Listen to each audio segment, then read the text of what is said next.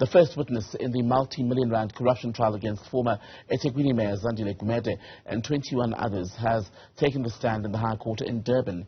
Mbuso Ngcobo from eThekwini's investigating unit was the first of more than 100 witnesses who are due to testify.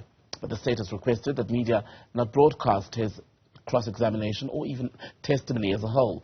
Newzroom Afrika's Karinda Jagmohan reports. Indeed, the first witness took to the stand today in this corruption trial. That was Mbuso Ngcobo. He is eThekwini's head of the City Integrity and Investigations Unit, an organ responsible for internal investigations in the municipality. Now, the state requested that media not broadcast this testimony, but reporters were able to sit in and listen to what Ngcobo had to say. He told the court that he received the first complaint about this tender at the Durban Solid Waste Unit, which is the entity around which this entire corruption trial revolves. He says a person came to his office and, upon request to be anonymous, handed over a bundle of documents that detailed the alleged fraud within the DSW tender. Now, this DSW tender had an original budget of 45 million rand, but upon what the state says was manipulation of the supply chain management processes by the 22 suspects, this tender was then bloated and inflated to 320 million rand in payouts.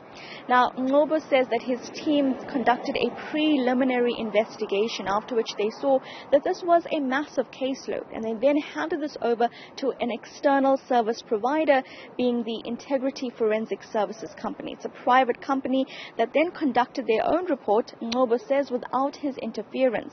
By December 2018, that company had handed over an interim forensic report, after which Ngcobo went to the SAPS, the police, and opened a criminal case. This is then where we see the continuation of the corruption trial, of corruption matter, up until today, reaching to trial. Now, at that point, the matter was adjourned because of some audio issues within court.